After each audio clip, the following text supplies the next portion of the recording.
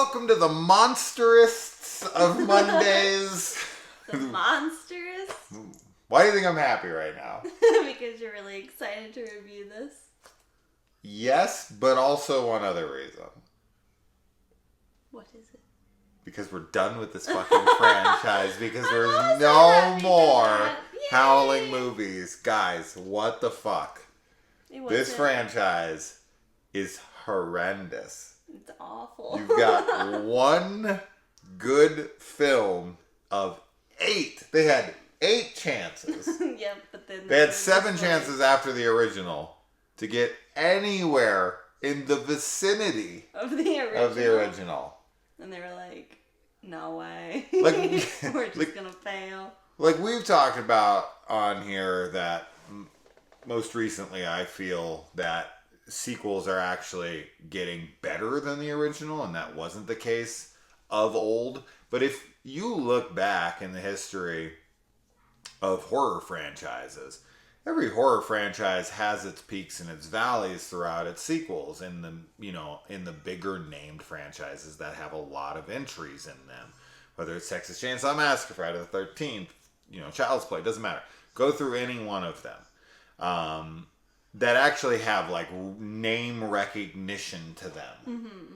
And like the sequels can vary like in quality. There can be some great ones. And then of course art is always subjective, and then there's that the debate of whether or not this one's good or this one's bad. But this franchise, man, I don't know almost anybody that would claim anything outside of the first one is good. Like, they might enjoy it because it's so bad it's so good awful. kind of thing for them. But honestly, for a lot of this franchise, not even that. Yeah.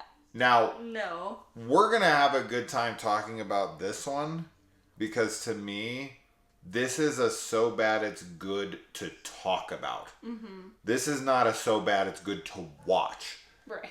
Right? So there's a difference there. This one I have... So... For the Howling New Moon Rising, the 7th one, I had a half a page of notes because I just genuinely was like, I don't know what to say about this. Right. There's just so little going on.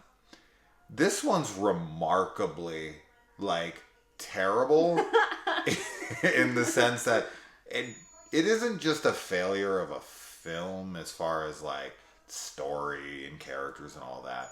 It's a failure on almost every level. The direction, the way it looks, the music choices, the sound all together, whether it's the sound design, the mixing, the soundtrack, everything is a failure in this film gloriously. It's not a boring failure to me. I just kept we stopped, paused, rewound this film multiple times because I was like, wait, the fuck just happened there? This is definitely one of those movies that I would want to put clips in. I don't know where I'd get the footage because I do own this movie, unfortunately. I got it at Zia Records. It was to complete the collection, so I had it to do this review one day. Now I can put it back up in the collection and pretend it doesn't exist. But yeah, wow. What a film. This is way worse than I remember it. Yeah, because you were like, it's okay. I was like, it's passable. I was like, right. It's fine. Yeah. It's fine. It's just, you know what it is? And it's like you said.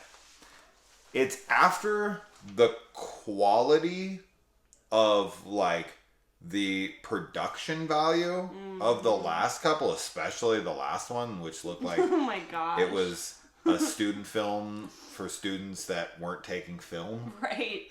It just so happened to grab a camera while they were bored. And this one is when it first starts, it's oh wow. Yeah, this is a legit film that they spent time and money to make. That's what it feels like at first. For the first a 2 minute. Seconds, yeah. You're oh, this is... And I think what threw her was that I didn't let her in on what time period this one was from. No, I didn't. You thought it was realize- going to be like a couple years after the last one. Yes.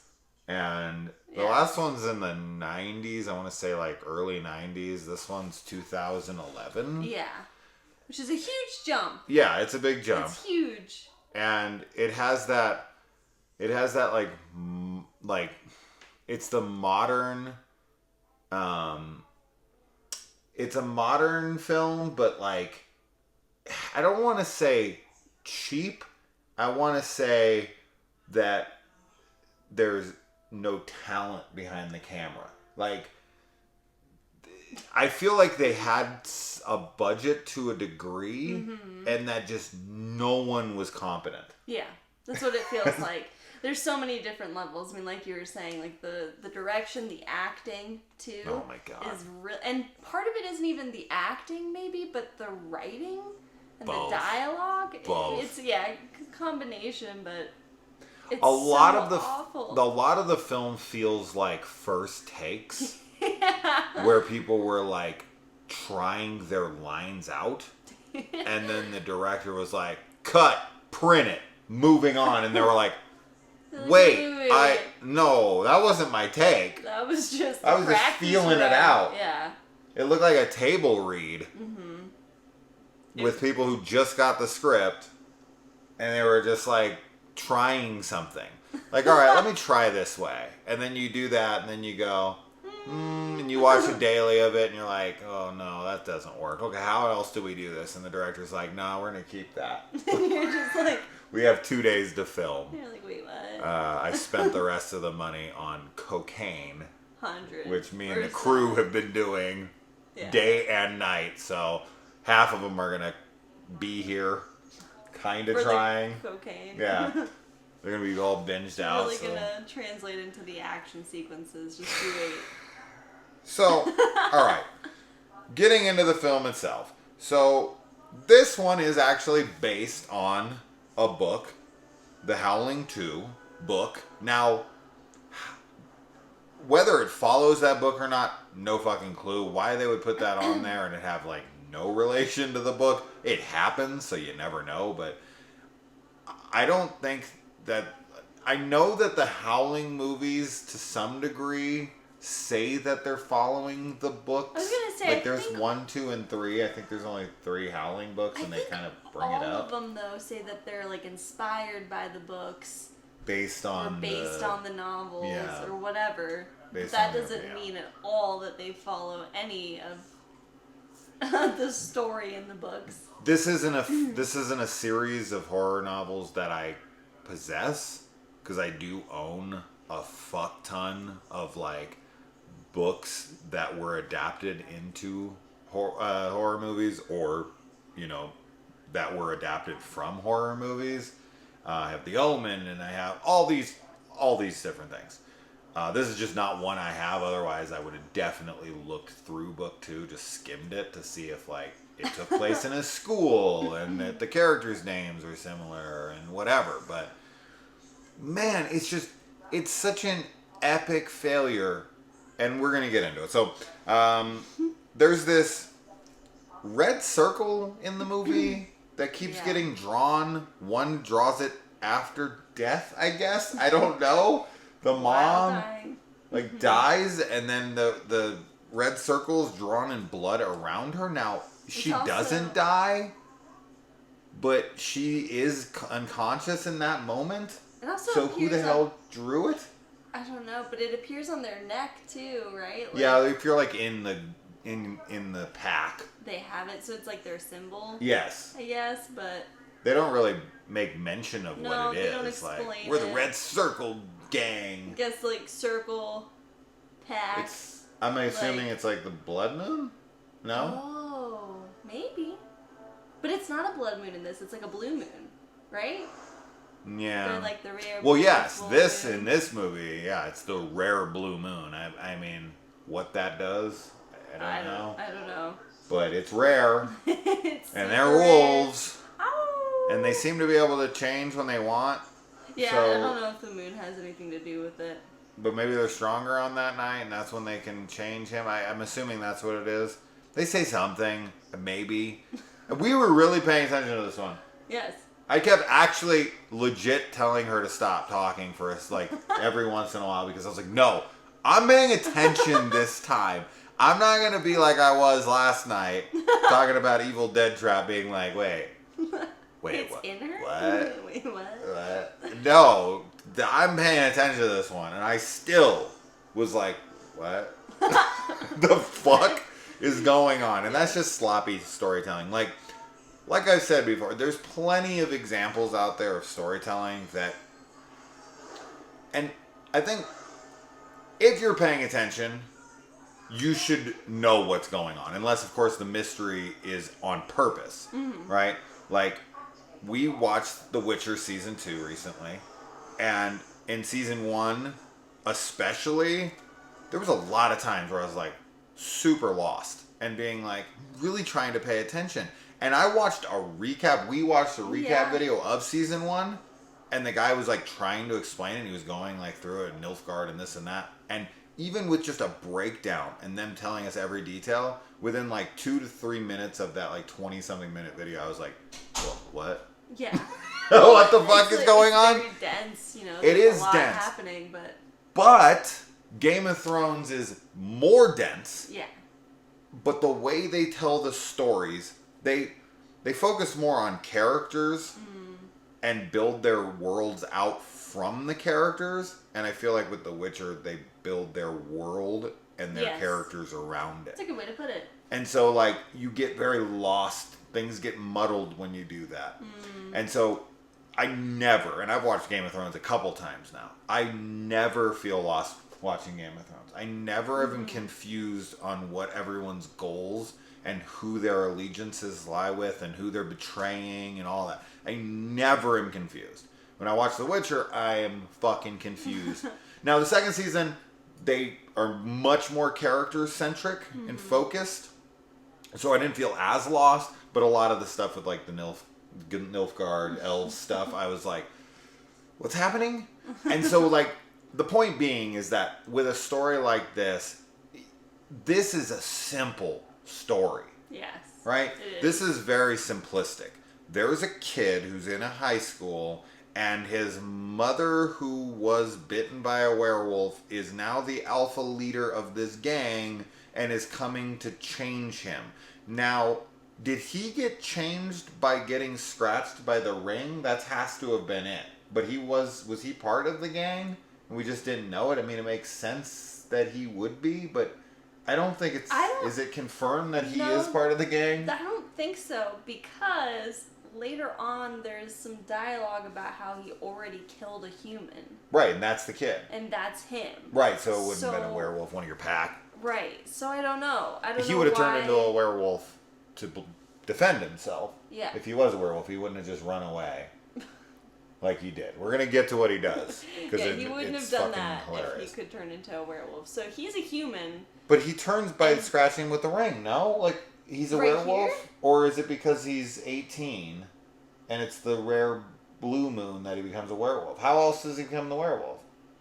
Because he's never been a werewolf up to this point. He's not injured elsewise. Elsewise? Is that right? Otherwise. Otherwise. But I like elsewise. Elsewise doesn't work. I didn't think it did. Yeah, I don't know. I don't know why he turns into a werewolf now. I think that it must have something to do with his age and the blue moon. And I mean... But I just thought it was the ring. He scratches him and then he heals. But I guess it isn't. It's not connected to that ring. But you would think that, like, so he's never had that healing ability his whole life. Like, anytime he's gotten a scratch, he's not been like, whoa, that healed, like, so fast. Like, I looked away and then I looked back and it was healed. No, he definitely just has become a werewolf. Yeah. But I'm saying it's the blue moon and his lineage, because his mom was bitten while he was pregnant, but it doesn't come on until your 18th birthday during a rare blue moon. Just so happens to fall on the same day as graduation. Right. The happy coincidence. And the same day that he goes after the girl that he's always wanted. A lot of coincidences going. Yeah, a lot of coincidences going. And she just so happens to be dating a dick who's the one who scratches him, but she doesn't actually want to be with that dick. She wants to live freely now and go after this guy. But she was only with that guy because he had a nice ass. She's very into asses. Well, and also just because she was like, he asked me out. Yeah. Like, that was it. He's got a like yummy face. He's got a yummy face, yeah. And a nice ass. A nice ass. She's very into asses. Even if you can't tell what someone's ass looks like in baggy jeans from a mile away, nice ass. Yeah. Yeah. So. Yeah, I don't. Okay, we're off to a good start. Yeah, bully cuts neck with ring. I guess it doesn't. I don't know. How would you feel if you were in high school and you found a guy's sketch pad and inside was nothing but sketches of you? I mean, if they're like good sketches like his, yeah, and you're like, oh, that's flattering, it's I look nice. Just you. But if it's like really bad sketches. I mean, no, I guess it's creepy either way.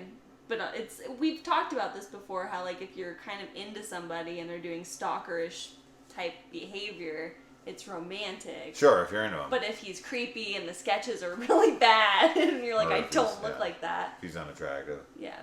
Then you're like, stop. What are you doing? Yeah. She clearly is really fine with it and even makes him sign it with his blood. With his own blood. Which, the way they set up her character in the beginning, it's awful. All the characters are awful. But I thought she was going to be a werewolf. Of course. You know, because of just how dark she ends up becoming one, but she is not But not in the beginning. But she's all like weird and dark and like edgy. Sure. And like the whole blood thing.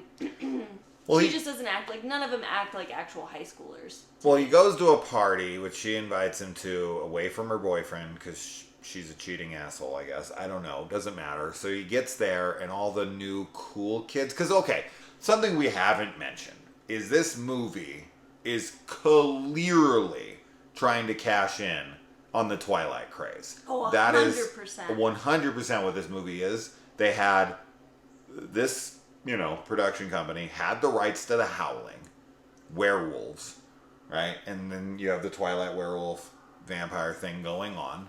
And I'm sure Jacob and all that shit was like so hot at that moment. Yeah. And they were just like, Twilight came out at that time, right? I mean, 2011? Yeah, that would have been right? Mm-hmm. Yeah. Okay. I want to make sure. But anyway, so yeah, this is definitely trying to cash in on that. And so they used that and they were like, all right, we need a film tomorrow.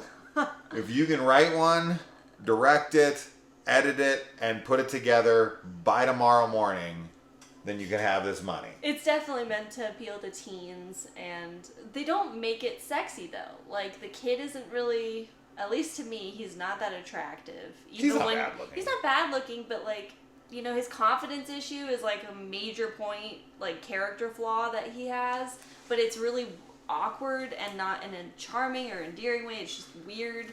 And he, like, even the way the werewolves look, like, they're not really sexy werewolves. They're like monster werewolves. And I don't know, I just definitely wasn't sold on that feeling of like, oh, it's like Jacob and Edward. Yeah, I mean, the sexiness of the actors in this are definitely not there. Like, they're like moderately attractive people, right? These aren't A-list freaking Robert Pattinson type actors. Yeah. This is like the girl, like from the male perspective, the main girl she's attractive. She's not, oh my god, I'm fucking dying here. And then his mom is attractive. She's fine. She's good looking. She's fine. But there's definitely, and it's not even, okay, they're fine. They're not ugly or anything. They're totally fine looking girls. There is zero chemistry between characters. Oh my gosh. A, and B, there's no style to the film that conveys sexiness of characters. So even if you had whoever the fuck, Margot Robbie, Gal Gadot, whoever, and you filmed them in the way they filmed them, as sexy as those women are, it wouldn't be conveyed correctly. It would just be like, yeah, I can tell she's pretty. Right. But you're not landing the sexiness. Now, do I think the Twilight movies do it well? No, but they do it well enough to appeal to the audience they're going after. Yeah. And this film is trying to mirror that, piggyback off of that, and duplicate it, and failing miserably. Yeah, it's awful. The chemistry thing was really jarring for me watching it because it's just so unbelievable, and their romance is supposed to be such a big part of the movie and the motivations of both of them, and it's just very uncomfortable. And the scene when they're at that pool party like thing, is very like the camera movements and everything. It's so just discombobulating.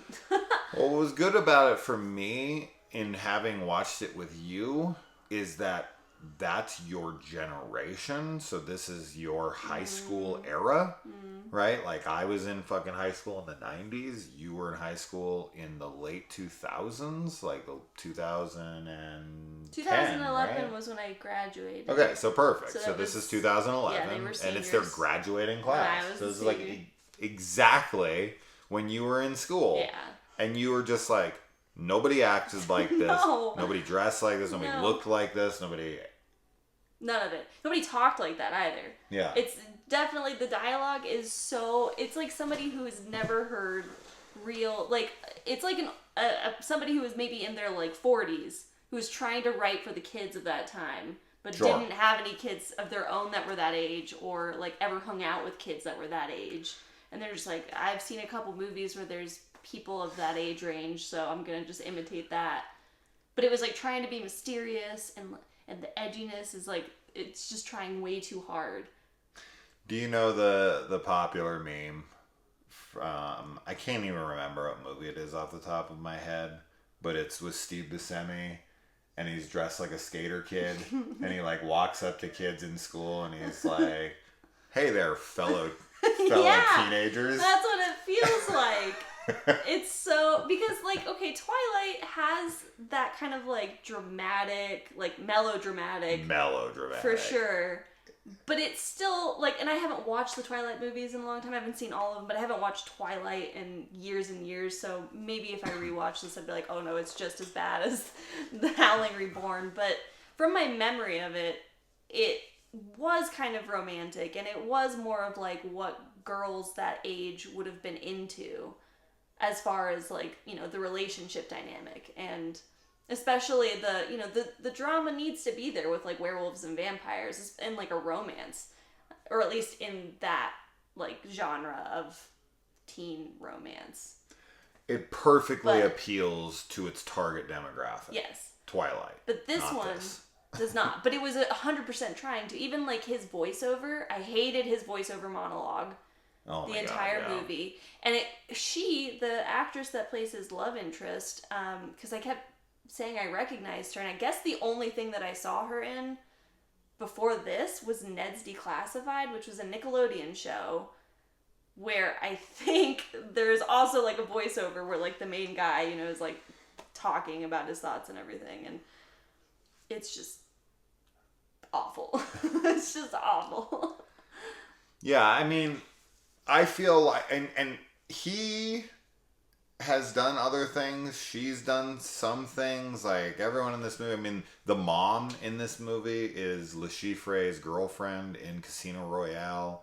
I've seen people in this like in other places, not big roles or anything, nothing super memorable. So I do think that even with the main girl here, I feel like she might have had potential, but that the director didn't know how to direct her at all, and was just like, all right, here's your motivation, and you know, an action, and I don't know how to frame anything. There's no to even call this framing in the movie is fucking an insult to framing. Like it's so scattershot, it's so random, and oh my god, it's one of the biggest downfalls of the mid 2000s is that fucking quick cut, random, all over the place shit. It's so bad. It's so disorienting, and it's like there's multiple scenes where we're like, wait a minute, where was that person? Why are they in that position now? Like, it just 100%. makes no sense. So yeah, I mean, as far as that goes, I mean, the action sequences have no geography to them at all. And you don't understand, like, okay, for instance, we rewound certain things to see them again, because I'm like, wait, did this happen? And this? It's... And your eye is it's being reoriented, and you're supposed to like figure out what's going on within the scene, and it's hard for your brain to do that when something is completely different than what you just saw. So there's like a fight scene in the bathroom, and he flips this guy back onto his back, and he hits the fucking toilet with his head, but then like the camera cuts to the guy, and he's face down on the ground. No, it was the reverse. Or whichever way, it doesn't matter. But he was supposed to go in face first, and then the shot of him is him on his back with no way that he would have flipped over. No way. And it's just, and if it was just that, it'd be like one of those like, oh my God, I noticed a mistake. But it's like, all you notice is mistakes because it's filled with that shit. Well, and it feels lazy, because it's like nobody... I mean, and I don't know, right? Like, if you're working on a film and you have no passion for it and you don't give a fuck... Like, you aren't going to go over it with a fine-tooth comb and be like, oh, this doesn't work. Like, we need to refilm it or whatever. Yeah. But the scene where they're dancing and everything was, I think, the first, like, action-y type of scene that was in the movie. Because we get werewolf vision. And, yeah, the werewolf vision. Which is... Everything has to be red. But then in this one, it's also black and white or something. But it's the same, like... Yeah. Like, high exposure or whatever. Yeah, overexposure. Overexposed. So, this is something that Kaylee wouldn't know, I don't think, unless you can correct me if I'm wrong, but there's a sequel a lot of people didn't see for some reason. I actually like the movie. I think it's fun. To An American Werewolf in London, called An American Werewolf in Paris. And in that movie... the main guy goes to this nightclub where werewolves like purposely lure in like American tourists into Paris into this club so that they can feast upon them, lock the doors, and eat them. And this scene felt reminiscent to that, because he's in this kind of lockdown club and these girls like kissing on him, and then he's got all the bad werewolf guys surrounding him, and then he's being chased by the werewolf, and he just gets out by the skin of his teeth up. What was that? Because what would have made sense there, unless I missed it, but I don't think I did, unless he got bit or scratched there in that scene, I'm not really sure what was the point of them chasing him when the alpha is like, that's my son, and tomorrow during the blue moon is when we're going to go after him to make him part of the pack. Why she wouldn't have just, like, picked him up as a child and raised him to be one of the pack, who the fuck knows? Where she's been for the last 18 years, who the fuck knows? Why she wouldn't take her child with her to raise him as a werewolf, who the fuck knows? This is the kind of shit you have to be like...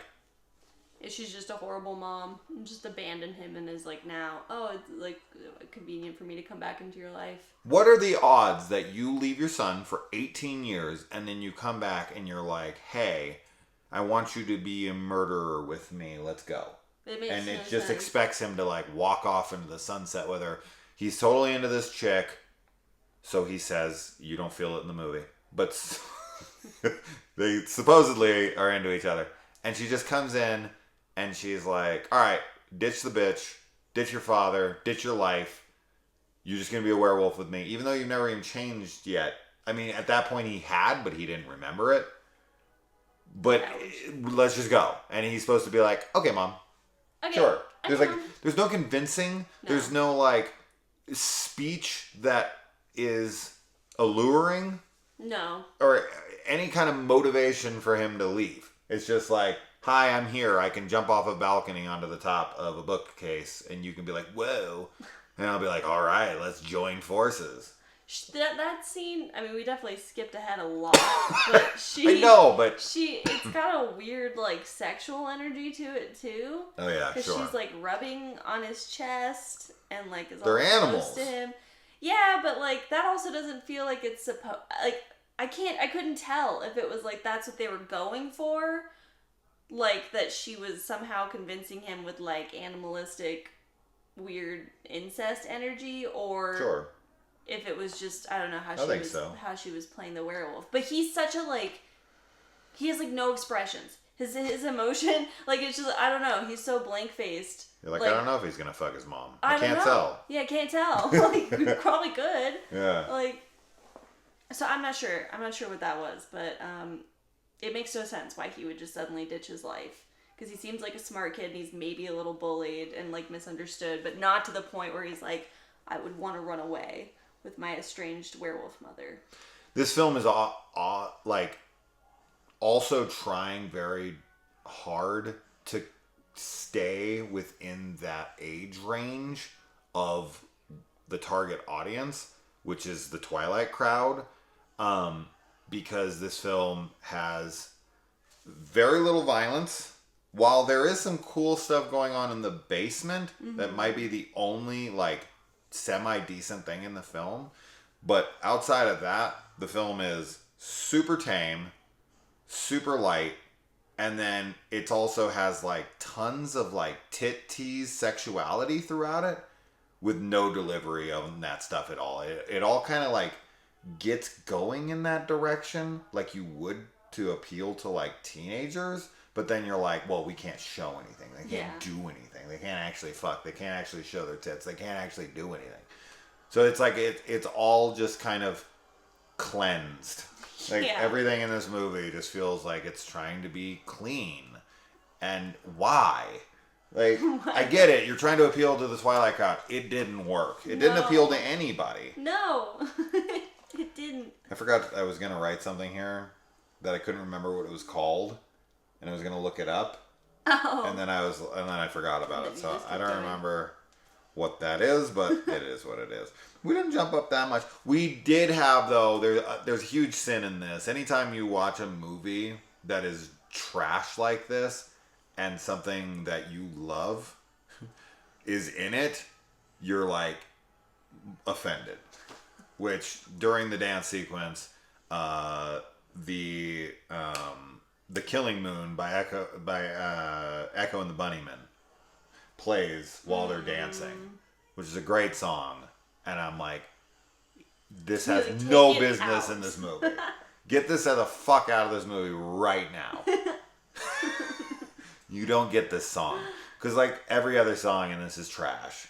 And the music is trash. It's so bad. It's so improperly used and like... Oh, they have Don't Fear the Reaper in here. That was the one that I was upset about. Because it's like... I mean, that song is overused in horror movies all the time. Oh my god, sure. But it's an like homage. Yeah, but it's iconic for, me. And like, I obviously associate it with other things than this movie. And for You mean you're not going to associate it with this film from now on? No. And I didn't like that it was in there. But all the other music too, like, I just don't it feels like an MTV music video at times, which especially with the filter that's used, the like weird blue light for the entire film where everyone is like kind of cold looking. Well, the acting is cold, so it matches at least. Yeah, at least it matches. Another thing that I rewound just to make fun of and point out to her was all of the very limited mobility of thumbs while texting really, really fast. There's like tons of text going across the screen as they're texting on their little like the little flip up phones, like the slide ones that have a keyboard underneath. And this guy's thumbs are like this, and he just goes like this. Like the keyboard's like this big, and his thumbs just kind of stay in the middle, and he just kind of like moves them a little bit. And the fucking text is just rifling across the screen so fast.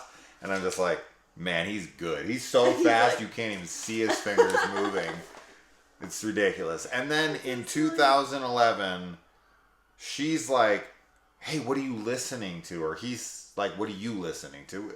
She's asking him what he's listening to in class. I thought. And he streams it to her on one of those flip phones. I don't even know how that's possible. I could never stream music. I couldn't like, send you what I'm listening to. At the same time. I can share the song from Spotify. I can share the song from YouTube. I can share the song, and I can give you a new link to which you can click on. But for you to stream exactly what I'm hearing in that moment, like you come in 2 minutes into the song where I was at and we're all playing in unison together, that's not a thing. No, that is not a thing. And it says on her phone, streaming. Yeah. And his phone's like, transmitting basically.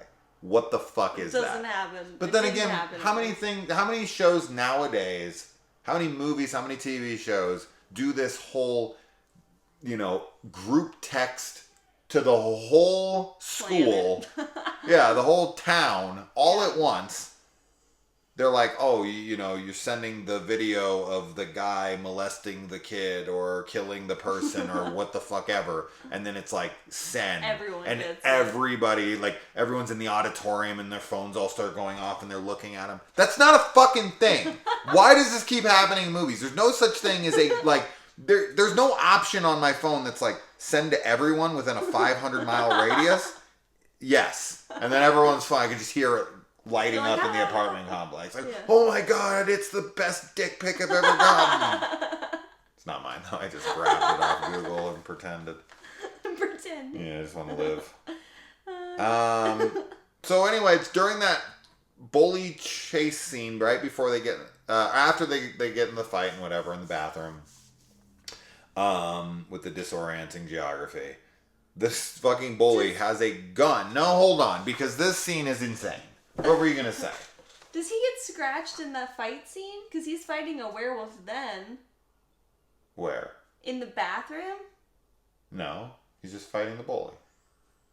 Oh, you're right. He's not the... We already established that. Yeah, the werewolf comes out after. That's what I got confused about. He's the werewolf. The other guy that comes out of the bathroom and was in there. Correct. He was just hanging out in one of the stalls for some reason. I guess he was taking a shit and was you're right. Like...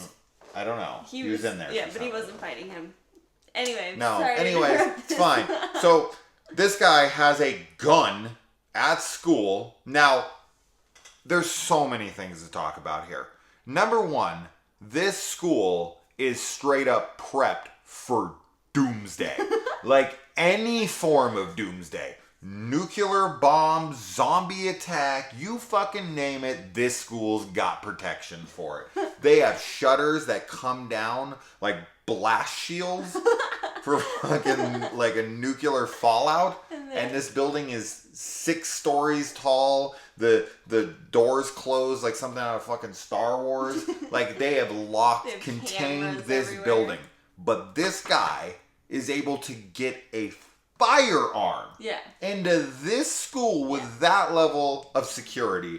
Bullshit. And there are cameras in this school that make no sense as far as where they're placed when we see it through the security guard's monitors. He's like in the aisle of the library, and the fucking camera is like right here. There's like a camera here. Now, we've mentioned National Lampoon's Loaded Weapon on this channel before that we just rewatched, I rewatched this scene for the first time, but he's in the convenience store, and then all the security cams come up and they're like looking at his magazines over, and he looks over and they're like, whoop, oh, they start all looking away, and he's like, what are you looking at? What are you looking at? That's what it felt like. The cameras were like moving. They were like attached to some kind of fucking snake arm, and they could come out and just go around corners and look, because this thing is here. Here, there's nowhere.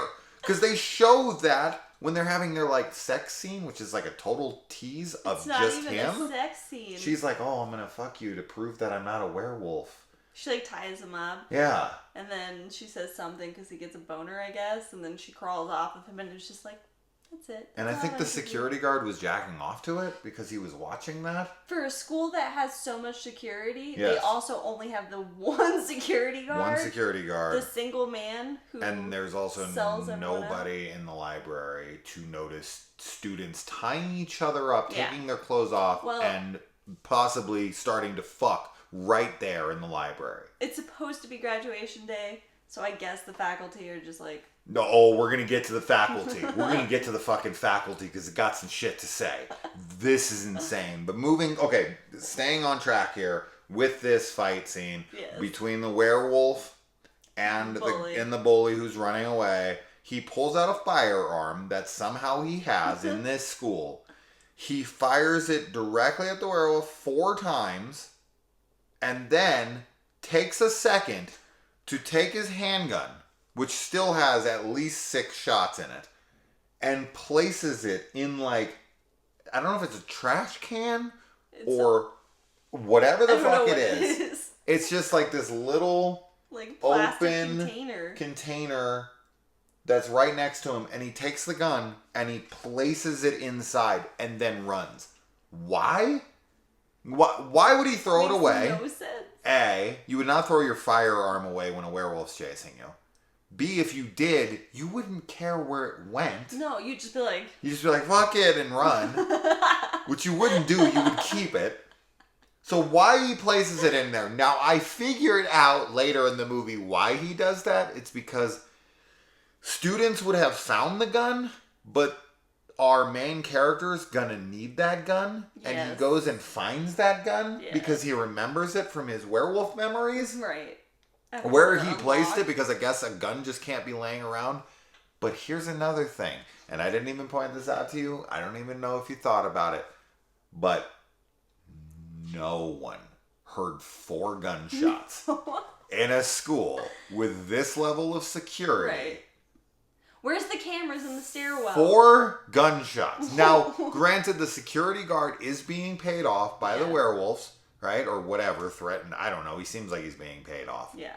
So, but he's still alive at this time. There are still students, faculty in the school. 4 gunshots go off, and nobody hears it. No. Nobody reports it. There's kids fucking in the library. There's guys shooting fucking guns off. There's werewolves running through the halls.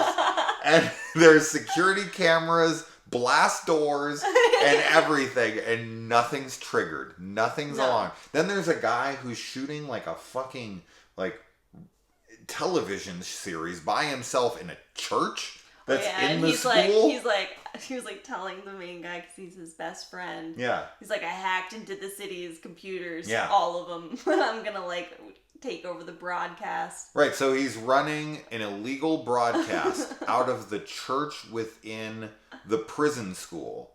We had such a hard time figuring out where everything was located in the school because it's so big. And it just doesn't make sense. Everything seems like it's on the 4th floor. Yeah, it does. It does. It all seems like it's the 4th floor. Like the floor that's not in use, I guess. And that's why no one hears the gunshot. And it's soundproof and has no cameras, except for the library, which has cameras like inside books. I was just thinking that it just comes out of the bookcase and just looks over at people. Oh my God! The best part about that scene with the fight is when the bully dies. He gets thrown off of the stairwell. So you just watch a dummy. And you just watch it fall and hit like so stiffly. It falls down the stairwell, and right before it gets to like the very bottom, so the last rung, the last floor, the head like hits like one of the friggin' handrails, and the thing just flops. And it's so clearly not a human. There's no blood. It's like clearly someone threw a fucking mannequin or something. First take too. They're just like chucking it over. Recording. It's so funny. You have to watch it like 2 to 3 times just because of how fucking funny it looks. I love it though. That's the kind of stuff that's pure humor. It's like that's great. It's total laziness by the special effects crew. It could have been awesome. Could have been some dude being hitting the shit. You know, the dude in the Titanic that falls down, hits the propeller, and goes up. Like, it could have been awesome. It's not. It's fucking hilarious. It's a dummy throwing off some stairs and hits and falls on the ground. I'm surprised its arms didn't like come off. Like, just play this way. It would have fit so well. There's a movie that does that, but it's like a joke. I think. Maybe it's not. You can totally tell the dummy hits and the arms like go this way, but they're clearly like plastic arms. I think that's a joke movie. I can't remember what movie it is right now. It might just be a quick edit, like they tried to cut it before, but they didn't because the editor was on cocaine. I don't know. A lot of cocaine in film. And all right, The dummy falling down stairwell. That's Yep. definitely the look. So our guy here is a vegetarian. So this is kind of reminiscent of a much, much, much better movie called Raw, where the girl is made to be a vegetarian because if she ever eats meat, things don't go so well. So I'm assuming that's what's happening here. Why that's the case, I have no clue. Yeah, how he does wasn't the dad raised know? by the mom. The dad knows nothing about it. In fact, here's the dumbest shit in the movie, maybe. I don't know. There's a lot, so it's hard to say which one is, but I have to say this has got to be the dumbest shit ever. Let's say that this is going to be sad, so let's bear with me here, but let's say I died tomorrow, or you died tomorrow, right? Do you think that in 18 years from now, I could show up looking exactly the same way I do right now, but with a different haircut, and you wouldn't recognize me after having a full conversation with me, going out to have drinks, coming back to my place, and starting to have sex? Do you think by that point you might recognize me? If you wore glasses now, but What then am I, in the future my Clark Kent? you didn't have glasses, because that's what happens in this movie. In the past, she has glasses on. This is a joke. She has glasses on. This is a joke. And she has red hair, and then her glasses come off, and her hair is blonde. Yeah. See, I can understand that, why he wouldn't recognize her. The glasses do everything to a person's face, apparently. Yes, in Metropolis, that is accurate. But in reality, where Superman does not live... But there's no way. It's fucking asinine. This is his wife that he has a child with.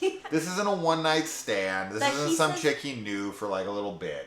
And he loves her too, because he has this whole heartfelt conversation. He's still wearing his fucking wedding ring. To his son, and he's like, I used to think of her every time I came into this room, because when she was pregnant, we'd lay here and she'd talk to me. The son still has pictures of her up in the room. They still have photos of her in the house. Yes. So the memory of her is still very much alive and very much apparent because it's around them. They're looking at her pictures all the time. Even if there had been something where he's like, wow, you look a lot like my dead wife. Like in a weird way where he was like, I'm attracted to you because you remind me of my wife. Here's what's hilarious. To add to that is that I know this girl from Casino Royale, which I've seen a few times. She's only in that movie for maybe 5 minutes. I've never seen her elsewhere. As soon as I saw her, you recognized I was like, her. that's a chick from Casino Royale. I know her, like, immediately. And I've only ever seen her for maybe 20 minutes accumulatively. Right. This guy's married to her. He has pictures around his house of her. He doesn't recognize her at all. He doesn't make mention, like, oh, you look a lot like my wife. Right. Right? Like, okay, take a movie like Vertigo, right? Where the guy recognizes her because she looks exactly like somebody. You never seen Vertigo, I'm assuming? We gotta watch some Hitchcock. But it's asinine. It's asinine. There's people, I see fucking girls or guys now that I'm like, you look so much like someone I used to go to high school with. Yeah. Someone I barely even knew. Yeah, absolutely. This is his fucking wife. It doesn't make any sense why he wouldn't recognize her at all, even if she was acting differently. I get that she's supposed to be dead. Deep, like, werewolf voice a couple times. Yeah. After she's revealed that she's his wife, though, so I don't know. It's stupid. Here's another thing that I've noticed in films. When fingers are served up to eat in films, to unknowing parties, they seem to never have bones in them anymore. People bite through them like they're chicken fingers. Yeah.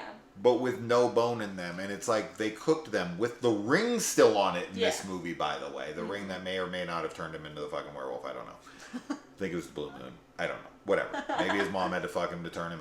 I don't know what's happening here. But you take a movie like The Hitcher, or there's tons of movies that I've watched where someone's fucking taking a finger, cutting it off, putting it in a deep fryer, Blood Diner.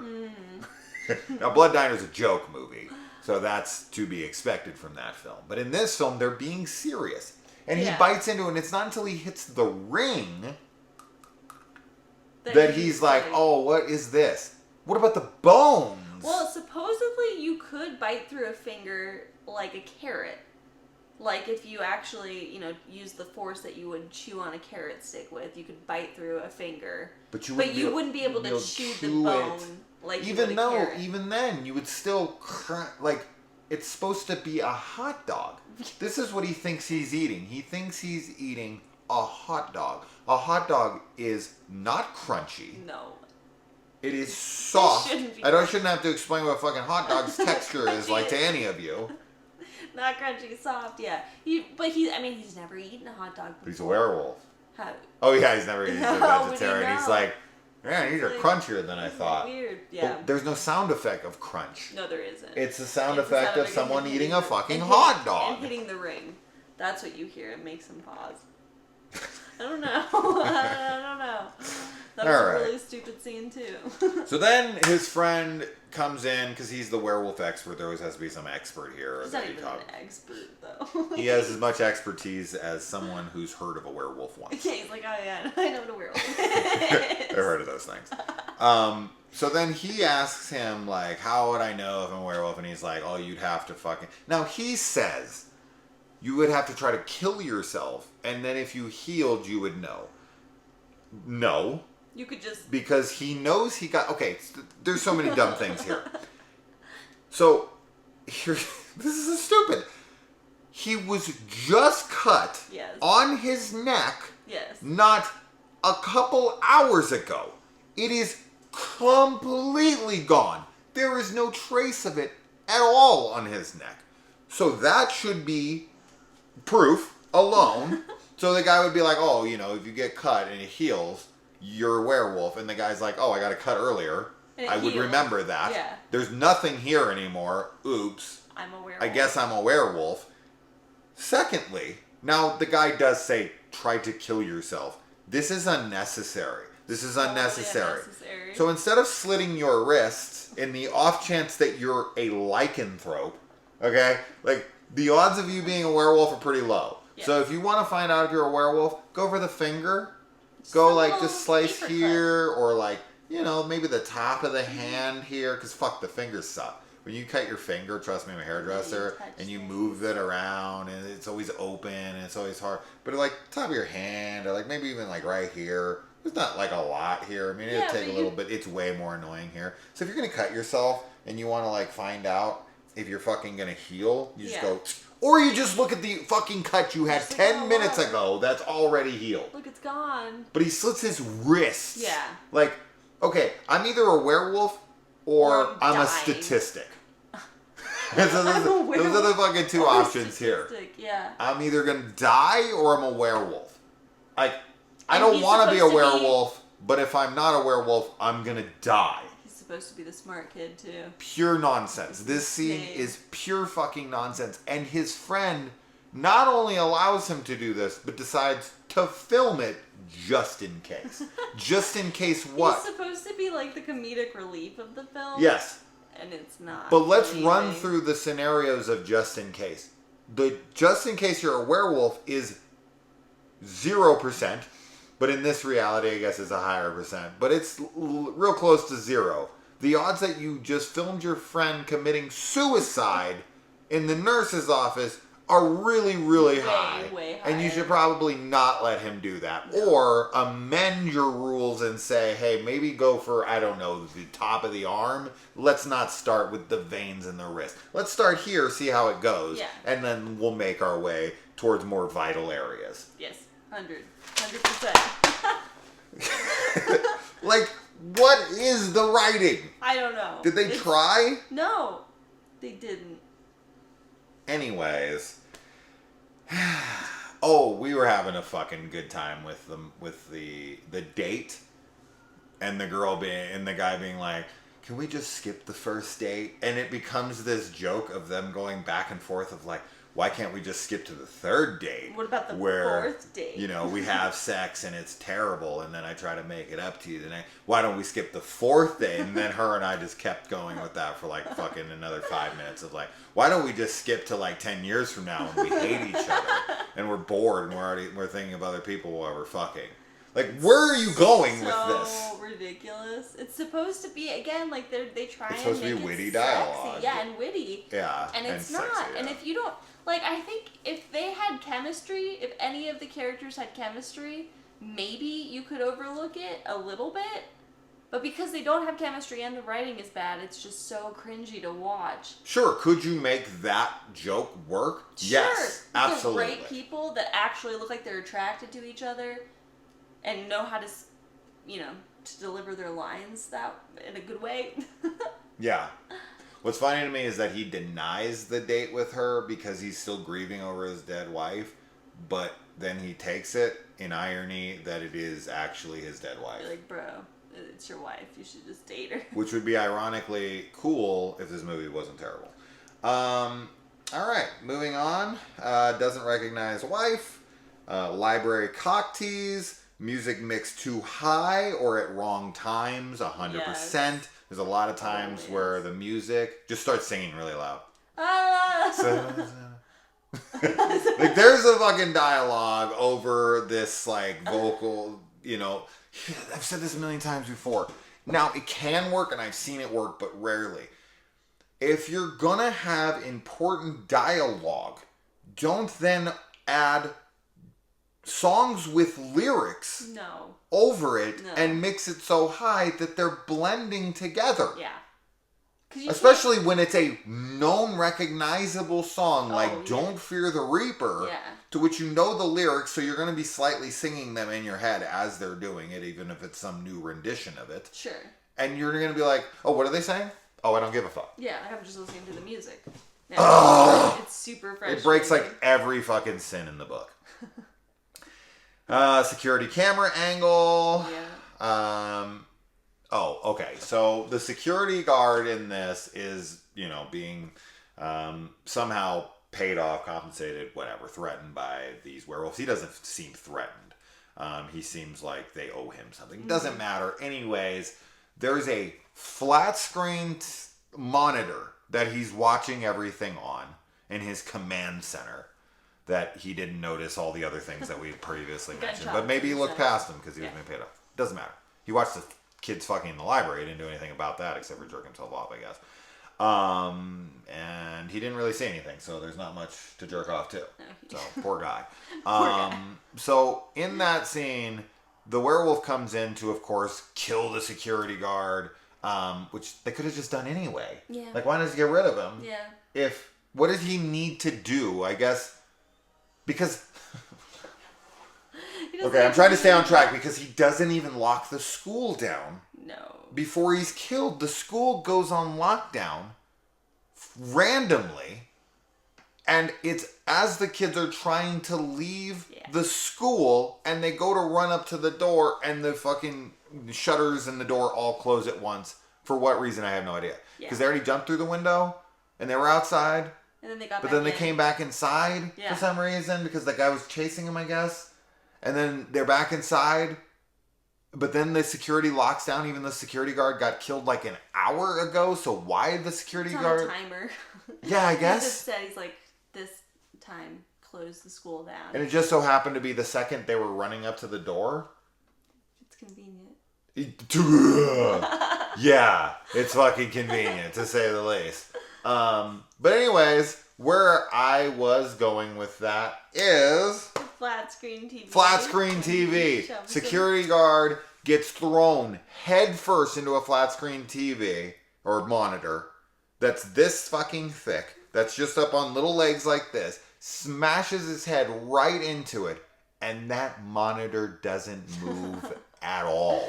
It's just right now. It doesn't break. He doesn't smash through it. It's just like boom, breaks the screen. It cracks the screen. His head doesn't move at all. Somehow that killed him. Yeah, he's dead. Just smashing into a 26-inch flat screen that doesn't, I guess because it doesn't move, because it's made It's like out of solid fucking steel. Yeah, it's made out of adamantium. Or it just crashes into it, and that's why he's dead. I was just gonna go through all sorts of fictional fucking Vibranium. yeah, vibranium, adamantium, unobtainium. Yeah, we'll go through Avatar, we'll go through the MCU, we'll go through it all. I don't know what the hell this thing's made out of, but he smashes his fucking head into it. Yes. And it does not move. And I laughed out loud when it happened, because I was like, what is happening? It's so bad. So bad. How do they not notice these things? Because they didn't care. So then upstairs, they're in the library, mom's flirting with son, and then the girl comes in and he tries to pretend he's not into her because he wants to save her life, but then the werewolves come in and they're like, oh, we're gonna fuck her before we kill her, I guess, and then he's like asking no, questions. yeah, I'm gonna do it instead, and then he jumps out he pushes her through a stained glass window, which is all done in CGI, looks terrible, doesn't matter. So bad. So then they start falling, right? Through a stained glass window. And as they're falling, all around them is clear glass.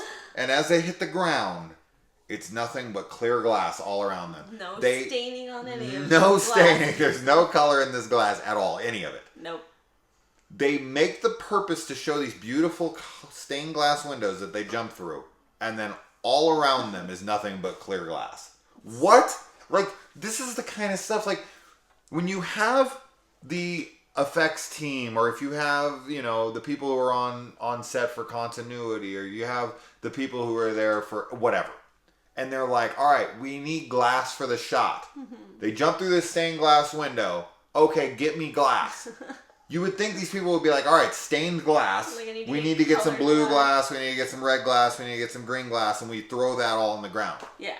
They don't care. No, they're just like, get glass. But like, obviously it's not real glass. It'd get cut, so it has to be like prop glass. Maybe they just couldn't afford colored. But then have them jump through not a colored window. Yeah, it's an easy bet. I've seen this movie. I mean, I did see it twice, I guess. I saw it back in the day. Honestly, probably wasn't paying very much attention to it. That being said, this is first time watch stuff. Yes. There's so many things. Yes. There's all sorts of things that I've picked up. There's one we just watched, Star Wars A New Hope. Yeah. Tonight. Where you saw. Where I was showing the kids, my kids did for the first time, because I'm taking them through all of Star Wars, including television series and all that shit, because I'm a nerd. And we watched A New Hope tonight, and I've seen it fucking 100 times. And I never noticed that the R5 unit next to R2, after its motivator blows up, is standing next to R2 when they look over at him as C-3PO is like, that unit's in fine condition and he's a bargain. Yeah. You know, you look over and you can see the R5 next to him. Yeah. You know? But that's something that's so easy to overlook. Sure, it's 1 second. It's an honest mistake. It's an editing error. They probably just didn't have that angle of R2 moving around, and they just had to fudge it. And I didn't notice. Right. For 100 fucking viewings, I never noticed. That shit you can look past. It's funny to find it. Yeah. You know? Like, but this stuff, it's like a mile a minute, man. It's just like they're like every 2 fucking seconds. I'm like, what? I was fucking screen on the TV. Screen on the TV. What the fuck did I just say? Screen on the ceiling. Yeah. Screen on the TV. My brain is melting from talking about this movie. I'm only halfway through these notes. We gotta speed up. We do. We gotta speed up. It's not worth this amount of time. It is though, so funny. And no one's gonna watch this. I know. No one watches these reviews. Because these nobody's Howling watched reviews these because nobody's seen them. Yeah, you're right.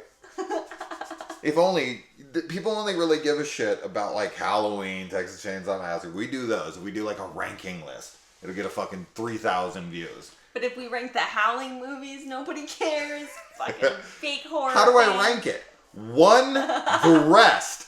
Done. That's it. 10-second video. Easy peasy. She goes, ditto. Close. And then we do the bye. And we laugh awkwardly like we always do. And then I get up. Like, and it cuts right as up. Because I always forget that I'm going to like edit it there. So I'm like. We'll change that this time. This time we'll sit completely No, we're not. still. No, okay. I will totally have forgotten by that. Although yesterday I said I wasn't going to do something, and then immediately after I did that very thing. Yeah, I know. It's like, I'm not going to fucking look at the video. I'm not going to record another second. And then I did it. Because I'm a lying piece of shit. Just like this girl in the movie who lies to her boyfriend because he's got a pretty face and a nice ass. Yummy face. That's right. That's what, of course, then that's written in that way to make her seem like she's a werewolf. Yummy. Yeah. She's going to eat it. Yeah. Why is it edible? I don't know. I bit my own face. But all right. Moving on. School built for doomsday. Security guard's dead. Werewolf flashes on camera for some reason. So the best friend is like filming himself as this like, you know. The werewolves are after. No. He's kind of giving a last rites kind of, or not a last right. What is this called? I don't really like a know. will and testament kind of thing where he's he's kind of been like, all right, tell people I did this and this and that, and upload it to YouTube. But he's filming himself. Yes. Straight on as he's running away, and then random flashes of a werewolf appear on his screen where he should be. Which make no sense. Which makes zero sense. Unless the werewolves are all around him and he's like... Unless he's filming and he's just going... just super fast. Or he just has like a flip camera. He's like where it's like camera on this side, camera on this side, like on the phone. He's just like... Tell my parents I love them. This is what's after me. It's milliseconds. So they're on the screen for half a second, but it's in the film that he's filming on. It's not like it's cutting to them running after him in the hallways. It's within the footage that he's filming. It doesn't make any sense. And they're not supernatural in that way. They're not ghosts. Affecting. They're werewolves. So what the fuck is this? It's to remind us that there's a werewolf chase, and we remember. And it's a way to show off the werewolves. But then they do show off the werewolves later on, which actually look pretty good. The werewolves are fine. They're not great. They're not bad. They're just good. They're fine. They're fine. For this kind of movie, they're better than I would expect. Sure. Yeah. So I'll say that about them. So that's a positive, right? For those of you who worked on this film, the director who's like, I'm gonna see if I'm a werewolf. Yeah. Poor guy. He probably already did. He wasn't a werewolf. He's just a statistic. When you want to be a lycanthrope. We should put a link down here for Suicide Hotline. Lycanthrope Hotline. They do that at the beginning of every fucking Netflix series now. Yeah, because this depicts suicide. If you are thinking of suicide, call this number. Don't do suicide. And if you think you're a werewolf, you're not. Don't slit your wrist. If you think you're a werewolf, call this number and send me footage. I want to know. Now back to your regular scheduled program. All right, so shirtless buff guy for some reason.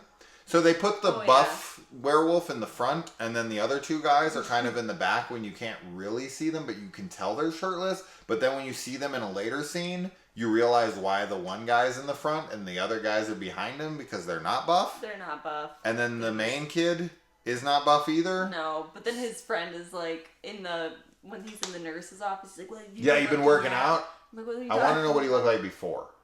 He's a prepubescent girl. Captain America before. Yeah.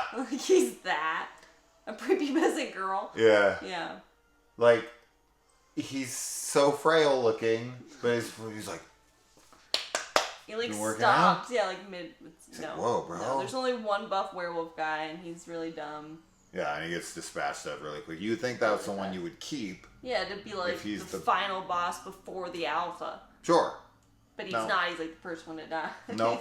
So they make their way down. Okay, hold on. Let me see. He killed Roman, yeah. Dad's dead. Why not burn? Okay. So they go down into the basement. And there's all these dead bodies hanging around down there. Now this is the faculty because the students are graduating. So they're all outside. So they're all out front at night during a rainstorm. Yeah. While all the faculty in the school have been murdered, who's throwing the ceremony? Who's putting on the ceremony? There's the one principal, and that's it. And a handful maybe of other adults. And that the are in valedictorian background. who's making bad jokes. Super bad jokes. But the crowd also thinks they're bad jokes. Yes. Who has a graduation outside at night during a rainstorm? That's not a thing. Nobody. High school graduations in all of the ones that I've ever participated in, and I've went to a good amount of them at this point. They're always like during the day. Always during the Yeah. day. When, like 99% of the Yeah. time. I don't know any that take place at night. And if it was pouring rain, you wouldn't have it outside. you would think that they would postpone it or move it into, I don't know, the gym, the church. fucking, the massive doomsday school that you have right there next to you. Yeah. But how are the faculty dead downstairs? There's like 100 people down there. Yeah. But then... all the students are fine. But yeah, the students are fine, and there's enough faculty to have put on the graduation outside without any hiccups at night during a rainstorm. But anyways, so they go down into the basement where all these people are dead. Who the fuck knows who they are, because everyone seems to be outside. I don't know. And the guy, his mom is holding his dad hostage with the other werewolves who are trying to look like the werewolves from Twilight and failing. And her bargaining chip, which is the father, is, he should be kept alive because it's like, hey, you have flamethrowers. He goes up and MacGyver's flamethrowers in the science lab. Yeah. They bring them down. She never uses hers. She just runs away and I guess puts it on the ground because she doesn't ever use it to my knowledge. No, it's just him. So he has a flamethrower which he's created. He has it on them. He's going to burn them, which I guess ends up killing the werewolves outside of the alpha because... his friends, like, fire can kill them. And Sure. silver. So he goes to do this. They kill his father. His father's dead. All the werewolves are right there in front of him. Yep. He has a flamethrower. So what does he decide to do? Does he decide to turn the flamethrower on and burn them all right there? He should have already had the fucking flamethrower on at that point. But he then lights it. He goes with option B. Or option fucking Z. Because it'd be the last fucking option imaginable. He takes a bottle of alcohol. He spreads it out behind him. He takes he's hiding it. He's like...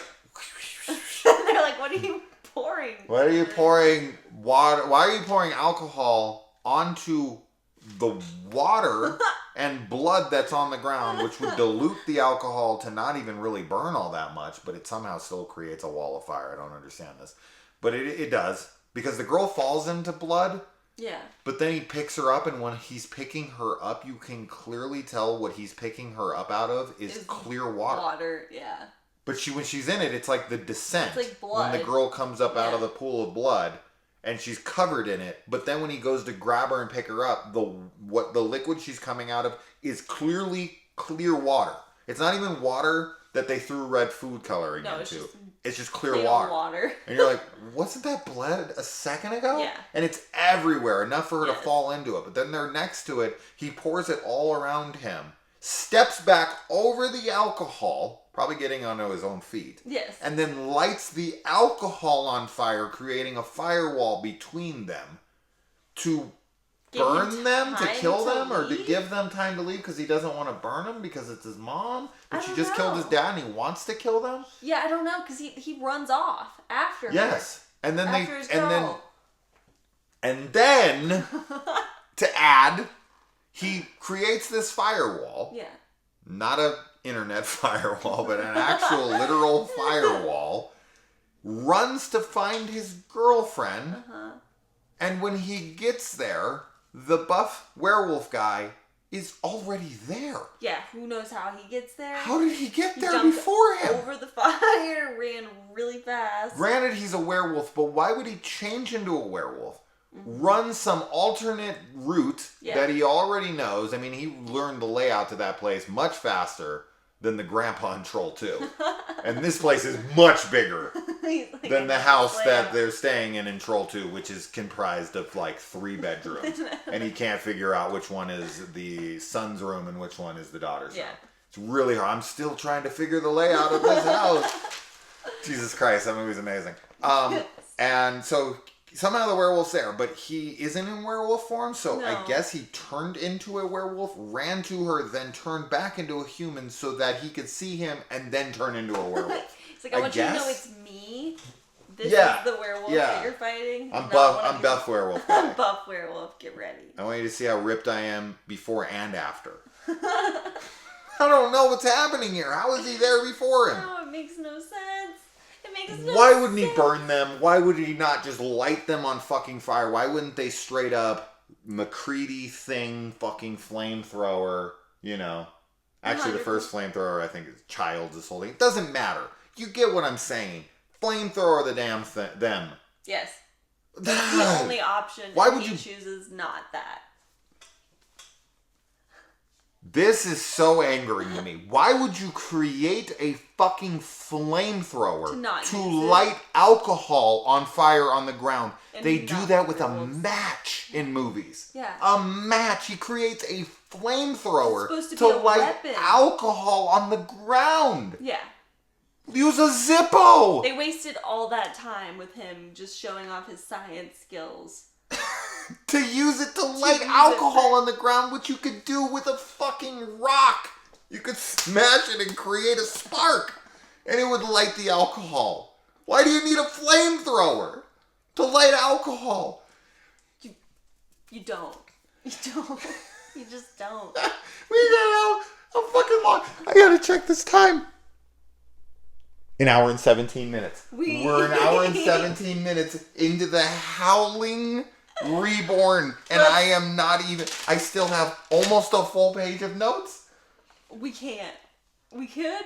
No, okay, like okay. 2 hours. Kill Roman, a flamethrower. How the dude get there before him? Real silver trophy. He won a trophy for the academic decathlon debate thing. Yeah, right. It's a debate. And it's made of real and silver. It's real silver. So if you would have won first place, it would have been gold. It would have been, actual gold. It would have been a fucking Academy Award. It would have been gold. Gifted to fucking Doomsday School. They give him actual silver. Bullshit. He wears a fucking silver wedding ring in this movie. Nothing. And it does nothing for the film. You why. think like he's gonna use it to make the bullets? No, he does. He uses his medicine to make the bullets. No, but he uses the ring and he shoves it down his mom's throat at the end. Oh fuck, I don't care. Because she's like, she pretends that she's dying, and then she's like, "Ha, just kidding, bitch."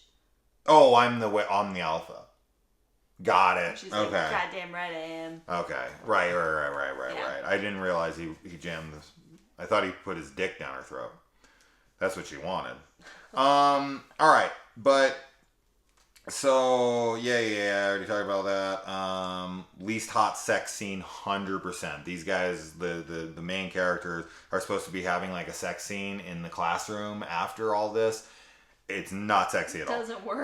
Their relationship is so forced. We already talked about that. Yeah. All the faculty is dead, but who's putting on the graduation party at night in the rain outside? They turn on lights, and the werewolves are like, I don't understand. They're vampires all of a sudden? I don't know what that is. Reaction to the light. I mean, if you're trying to appeal to the Twilight crowd, they should have fucking started glistening with glitter on them. The name of the high school is Shermer High, which is a nod to the John Hughes movies, which I noticed as they were throwing the graduation party, spelled the same way. They got the wolves look good, as I said, for the movie. She turns, but love saves the day, as it always does. He's able to talk her out of it. Because his girlfriend is able, because only a wolf can kill an alpha. And he's about to be killed by his mom. He gives up, and then his girlfriend, who he scratched during the sex scene, which you couldn't tell if it was real or not, but we find out it actually was, and she changes in like 2 minutes. She has like no reaction to him doing that. It takes him 18 years, and we never know if he's even. The moon has nothing to do with this movie. It has nothing to do. Not at all. And then everybody in the basement becomes a werewolf. Yeah. But then they light the building on fire in one little area. Then they like jump out the windows like they're in an underworld movie. Did they do something to the security system to be able to go out the window? Because all the shutters come down. Did they go to the security place to get through the windows to be able to go outside? I don't remember that. Because I'm super confused on how they get out. out. I don't remember. They jumped through a window, but we see that there's shutters that close over them. I know. So I don't. I don't think that they do that. I think they just jump out. I'm not going back to look. For real this time. I'm not doing it. And then somehow by lighting a little bit, they light the firewall in the basement. That doesn't do anything to all the bodies that are literally right there next to the flames. But somehow when they light like a little fire upstairs, it blows up the entire school. Yeah. This I have no fucking clue. Then they come down and they have this because there's like the narration and it's supposed to line up with what he says to the teacher, which is. Like talking. You people have no fucking clue. And we both looked at each other like, yeah. We don't. We don't. Like, don't have no any one clue. would know any. What are you talking about? What does this Why mean? would this teacher have any idea what the fuck? You just jumped out of a fucking like 3rd-story window as the school blows up behind you and you walk up. If you jumped out of a fucking window as if a building blew up behind you with nobody understanding what was going on out in the world, and you walked up to him and you were like, you fucking people have no clue. They'd be like, 100%. You did this, 100%. and you should get arrested. Yeah. Where are you going? We just called the police. Citizens arrest. Tackle them. You have no fucking idea. Like, no, I don't. I really don't. Yeah, duh. And then the end credits is everyone finding out, but then his video that they record. Yeah. It is like a contingency or something. Sure, because this is supposed to play to the ending of the first movie. Yeah, revealing that werewolves walk amongst them. Yeah. And everyone's just like, oh my god. And there's no other werewolves that are like, fuck, why did he tell everyone I'm a werewolf? It's awful. We just talked about this movie as long as the movie is. Yeah. I had a good time. I had a good time. So I don't give a fuck. It was fun. We had a good time. You were very passionate and heated. There's like throughout. 2 people still watching because both of them fell asleep. You're like, and wake up! go back to sleep. No. Slit your wrist, find out if you're a werewolf. then call the fucking ambulance. All right, guys. Wait. I'm going to remember. We're going to do a proper bye. I'm going to sit here. Bye!